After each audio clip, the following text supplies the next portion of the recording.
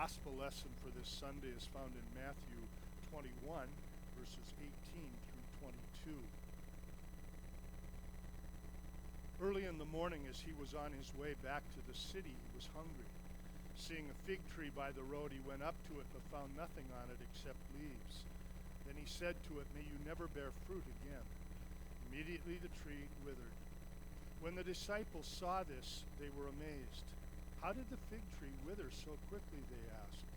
Jesus replied, "I tell you the truth, if you have faith and do not doubt, not only can you do what was done to the fig tree, but also you can say to this mountain, 'Go throw yourself into the sea,' and it will be done. If you believe, you will receive whatever you ask for in prayer." I want you to try to imagine yourself as one of the apostles, one of the disciples of Jesus, following along with him that day. I want you to try to imagine this scene in your own mind. I think we would all share their amazement. That would have been an amazing sight to see. And by the way, this account is also found in Mark. And I made a comment in a recent sermon about the fact that Matthew isn't as concerned about chronological order as some of the other gospel writers are. He seems to congest everything here into a single episode. But the fact is that when Mark describes it, he says that Jesus went to the tree, and when it did not have the figs that he desired of it, that's when he said, "May you never bear fruit again."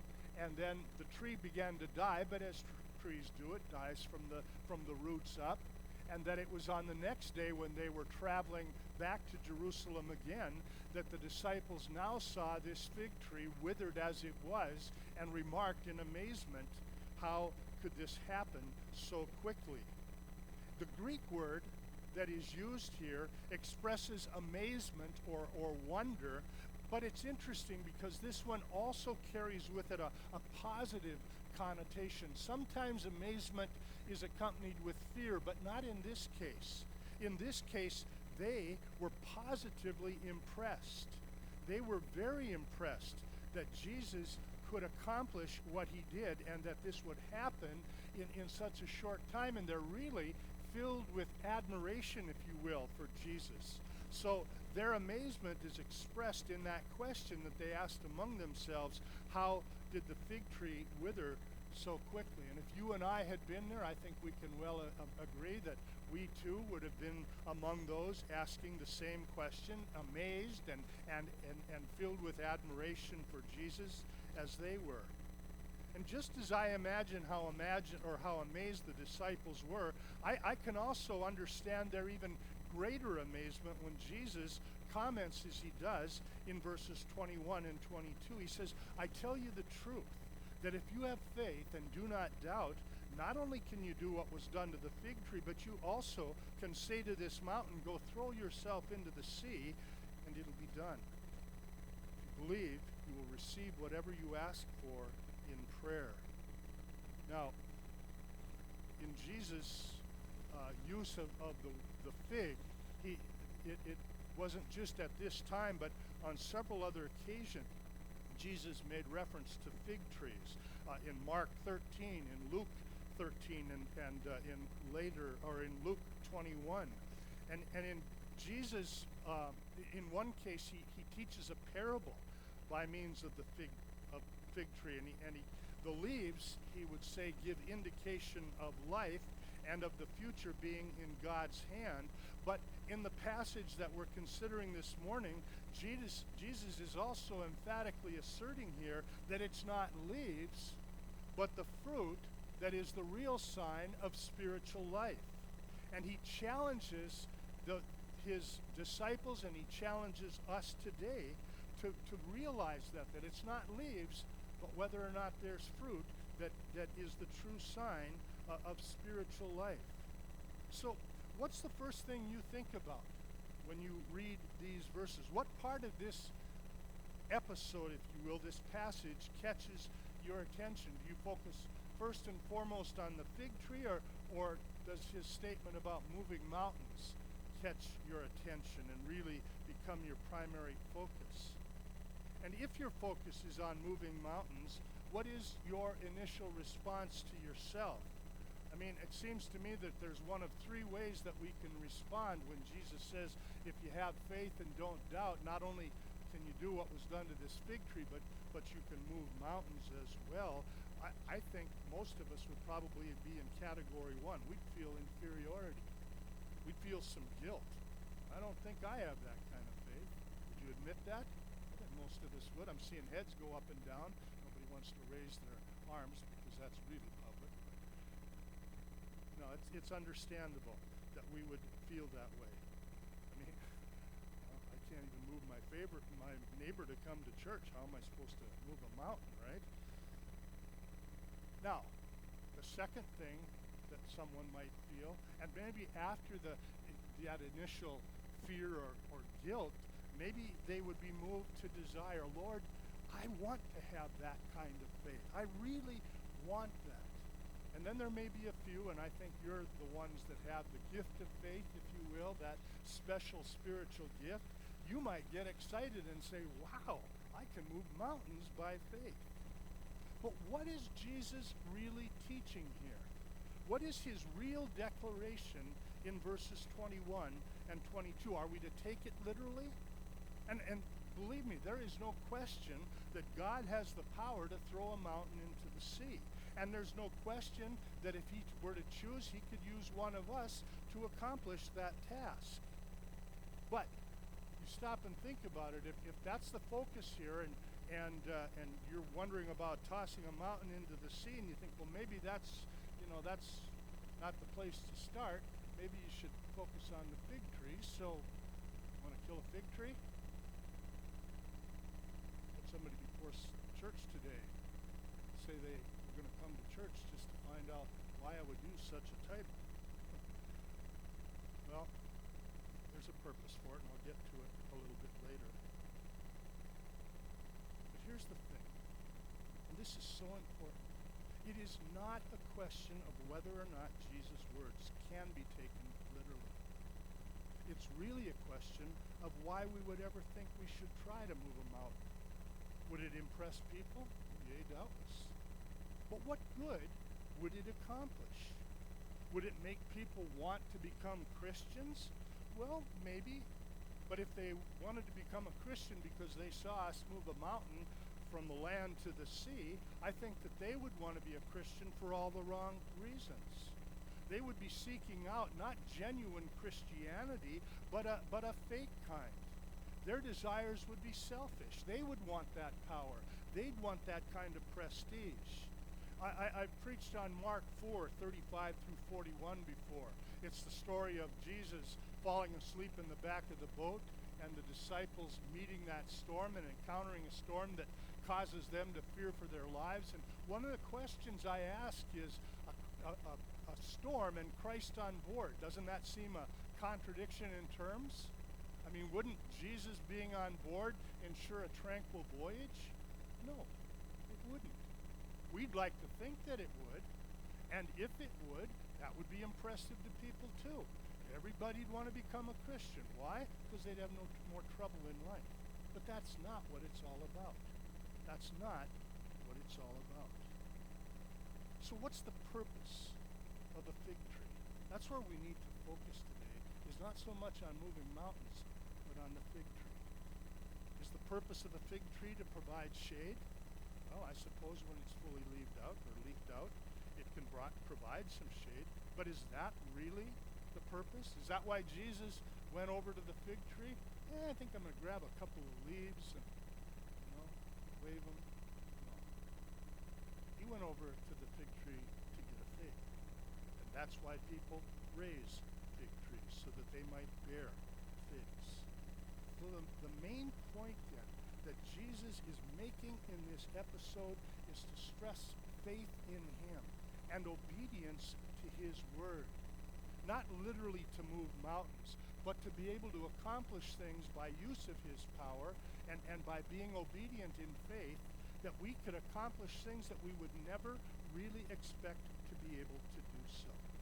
And the fact is that Jesus expects, and rightfully so, he expects us to bear fruit because he is the power that is available to us. He says if you believe, you'll receive whatever you ask for in prayer.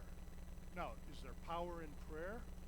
Maybe some of you have a plaque at your home that says there's power in prayer, or prayer changes things. But the fact of the matter is, there's no real power in prayer. If there was, we'd abuse it even more than we do so now.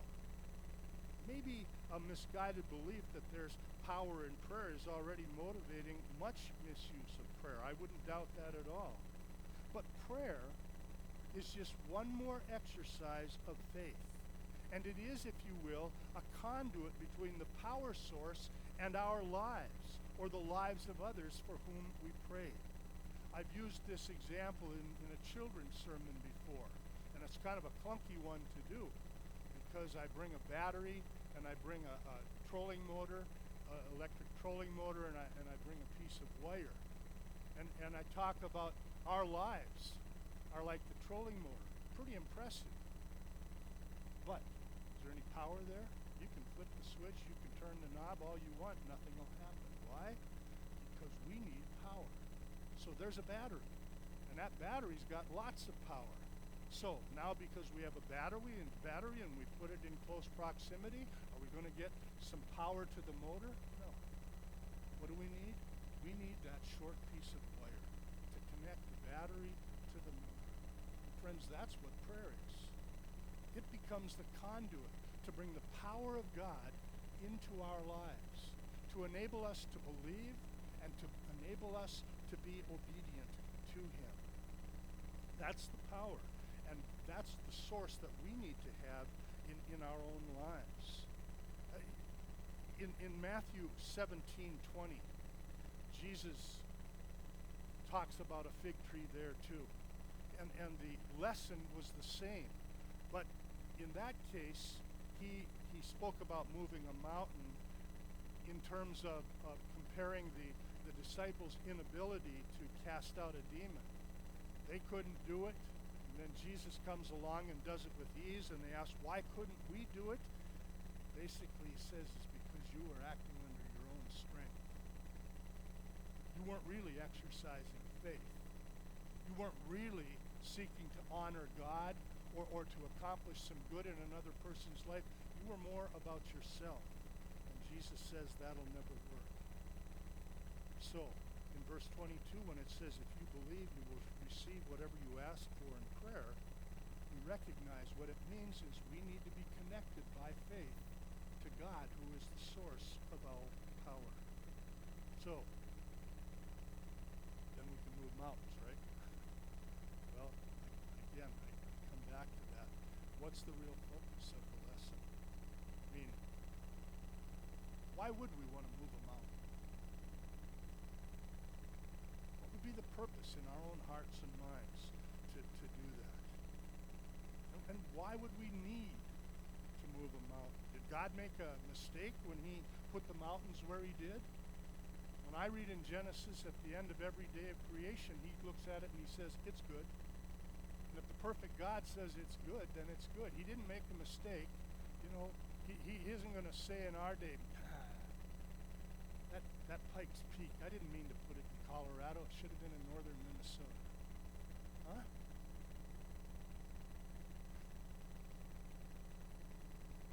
The truth is, it's common for most of us to feel about our faith, about our spiritual vitality, something like the old 98-pound weakling at the beach, you know, repeatedly getting sand kicked in his face by the bully. And we somehow believe that we're helpless to do anything about it. Well, the real point that Jesus is making by this challenge to our faith is to trust God and to dare to act in terms of whatever it is He calls us to do. It's interesting. Richard Lenski and several other commentators I studied makes the point that the fig tree pictured here really pictures unbelieving Judaism. And the challenge to the disciples, was not to be like unbelieving Judaism. They went nowhere. They accomplished nothing. They were faithless. And because of that, they couldn't serve God. They couldn't accomplish His will. And we need to be careful that we don't become like unbelieving Israel, because our lives are meant to bear fruit. Listen to these words from Jesus in John 15. I am the vine, you are the branches. If a man remains in me or abides in me and I in him, he will bear much fruit. Apart from me, you can do nothing. It's not our power, it's God's. He'll make it available to us, and he will call us then to bear fruit because he enables it. He will take our faith and enable us to be obedient to him, to dare to obey what he calls us to do. He says, if anyone does not remain in me, he's like a branch that's thrown away and withers. Such branches are picked up, thrown into the fire, and burned. But he says, if you remain in me and my words remain in you, ask whatever you wish, and it will be given you. This is to my Father's glory, not ours, but to the Father's glory, that we bear much fruit, that we show ourselves to be his disciples. He says, as the Father has loved me, so I have loved you. Now, remain in my love. If you obey my commands, then you will remain in my love, just as I have obeyed my Father's commands and remained in his love. And he says, I have told you this, so that your joy, or my joy, may be in you, and that your joy may be complete. Remember the parable of the talents as Jesus told it? The master was going on a trip. He gave to 3 of his employees varying amounts of money. To one he gave 5 talents, to one he gave 2, and to the third he gave 1. The ones who received 5 and 2 respectively went out and invested that money, put it to work, if you will, so that it could bear fruit, it could earn interest. And when the master came back and they had to give an accounting of their stewardship, they could both say, well, you gave me 5, here's 5 more. You gave me 2, here's 2 more. But the third one, the one who got 1, was afraid, wasn't he? And what did he do? He went and buried it in a hole in the ground and did nothing with it. And he came back, and I think he's trying to be positive when he says, look, you gave me 1, here it is. I'm giving it back to you in fullness. He's the one who was sent outside. He is the one who was expelled from the master's presence. It was the other 2 who were blessed because they were faithful to put to use and to take advantage of the opportunities that he had for them to do. And that's what's important for us. You see, I realize that my question about killing a fig tree seems crass. It actually was crass. But it was done so or asked intentionally because it segued into the point that Jesus made by this real-life parable, if you will, that if we trust and obey, we can accomplish in the work of the kingdom far more than we might ever have anticipated we could. If we abide in him, we will bear much fruit. If we ask, it will be given us. If we seek, we will find it. If we knock, he'll open the door for us. Or he'll fulfill Psalm 37, 1 through 5. Do not fret because of evil men or be envious of those who do wrong, for like the grass they will soon wither. Like green plants they will soon die away. Trust in the Lord and do good. Dwell in the land and enjoy safe pasture. Delight yourself in the Lord. He will give you the desires of your heart. Commit your way to the Lord. Trust in him, and he will do this. I think it's important here when we look at verse 4 and he says, delight yourself in the Lord, and he will give you the desires of your heart. There's a twofold process here. First of all, we need to learn to delight ourselves in the Lord, to trust in him, and to look at things from his perspective, to value things the way he values. And when we do, it'll change the desires of our heart so that we will receive the desires of our heart, and that will be to do his will, to see his kingdom advance, to see him honored and glorified, and to realize it's not, and it never has been, and it never will be about us. It's always about him. And so then we can undertake tasks, and they may seem mountains to us, but with his power and his faithfulness to us, we can see those mountains moving. Jesus in Matthew 24 challenges us, now learn the parable from the fig tree. When its branch branch has already become tender, it puts forth its leaves, and then you know that summer is near. May we learn from the example, a practical parable, if you will, of the fig tree that didn't have fruit on it when Jesus went looking for it. Then, in that context, as we look to the Lord, abide in Him, obey His word in faith, then it'll be true for us if we believe. You will receive whatever you ask for. Lord, thank you for the word to us again today. I pray, Lord, that you would help us to get our focus where it needs to be on you. That we would learn answer to bring something to you in prayer. It just puts us in contact with the one who truly has all power. You have a purpose for everything, Lord. And you can accomplish that purpose and will in your faithful people. So help us to learn from the fig tree.